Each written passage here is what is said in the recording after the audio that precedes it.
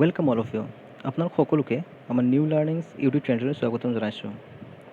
আপোনালোকে থাম্বনেইলত দেখাই পাইছে যে আমি এই ভিডিঅ'টোত বিশেষকৈ আলোচনা কৰিম CDP অৰ্থাৎ চাইল্ড ডেভেলপমেণ্ট এণ্ড পেডাগজিৰ কিছুমান কুৱেশ্যন বা আনচাৰৰ বিষয়ে। আহকচোন ভিডিঅ'টো আৰম্ভ কৰোঁ। ফাৰ্ষ্ট কুৱেশ্যন, আনক দেখি শুনি বা নকল কৰি শিকা পদ্ধতিটো কোৱা হয়। যিটো আনক দেখি শুনি বা নকল কৰি শিকা পদ্ধতি আছে, সেই পদ্ধতি কি বুলি কোৱা হয়? অন্তৰ্দৰ্শন পদ্ধতি, অনুকৰণ পদ্ধতি, প্ৰচেষ্টা আৰু ভুল পদ্ধতি নে ব্যৱহাৰিক পদ্ধতি? সেইটোক কোৱা হয় অনুকৰণ পদ্ধতি। নেক্সট, শিশুৱে নাচ গান, ছবি অঁকা আদি কামবোৰৰ প্ৰতি অনুৰাগী হৈ উঠে। অপশ্যনকেইটা হ'ল সমকামিতাৰ ফলত, সামাজিক বিকাশৰ ফলত, বহিৰ্মুখিতাৰ ফলত নে আৰ্জিত অভিৰুচিৰ ফলত।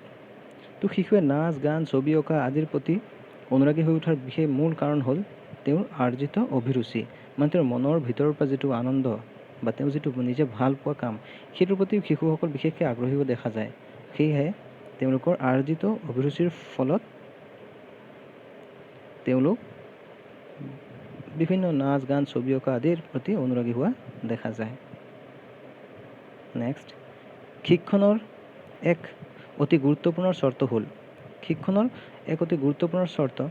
অভ্যাস, আচৰণ, অভিপ্ৰেৰণা নে অনুকৰণ।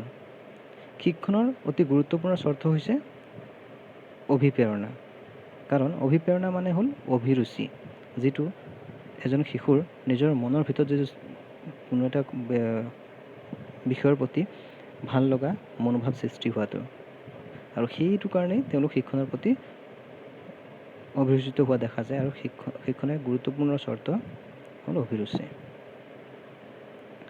নেক্সট, শিক্ষণৰ প্ৰচেষ্টা আৰু ভুল পদ্ধতিটো উদ্ভাৱন কোনে কৰিছিল?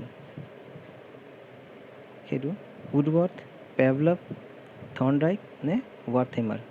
শিক্ষণৰ যিটো প্ৰচেষ্টা আৰু ভুল পদ্ধতিৰ উদ্ভাৱক আছিল, তেওঁ আছিল থৰ্নডাইক। থৰ্নডাইকে শিক্ষাৰ প্ৰচেষ্টা আৰু ভুল পদ্ধতিৰ উদ্ভাৱন কৰিছিল। নেক্সট, প্ৰবৃত্তিমূলক প্ৰৱণতা সৰ্বাধিক হাৰত প্ৰকাশ পায়। যিবোৰ প্ৰবৃত্তিমূলক প্ৰৱণতা থাকে সেইবোৰ হ'ল জন্মগত প্ৰবৃত্তি বা প্ৰৱণতা। সেইবোৰ কেতিয়া বিশেষকৈ সৰ্বাধিক হাৰত প্ৰকাশ পায়? সেইটো প্ৰকাশ পায় শৈশৱকালত, বাল্যকালত, কৈশোৰকালত নে বয়ঃপ্ৰাপ্তিকালত। যিবোৰ প্ৰবৃত্তিমূলক প্ৰৱণতা আছে সেইবোৰ আমি প্ৰায় শিশুসকলৰ শৈশৱকালত দেখা পাওঁ। শৈশৱকাল বুলি ক'লে ইনফেঞ্চি এজ, যিটো জন্মৰ পৰা 5 বছৰ বুলি ধৰা হয়। সেইটো সময়তে শিশুসকলে বৰ নিজৰ যিটো প্ৰবৃত্তিগত প্ৰৱণতাবোৰ আছে সেইবোৰ সৰ্বাধিক হাৰত প্ৰকাশ কৰা দেখা যায়।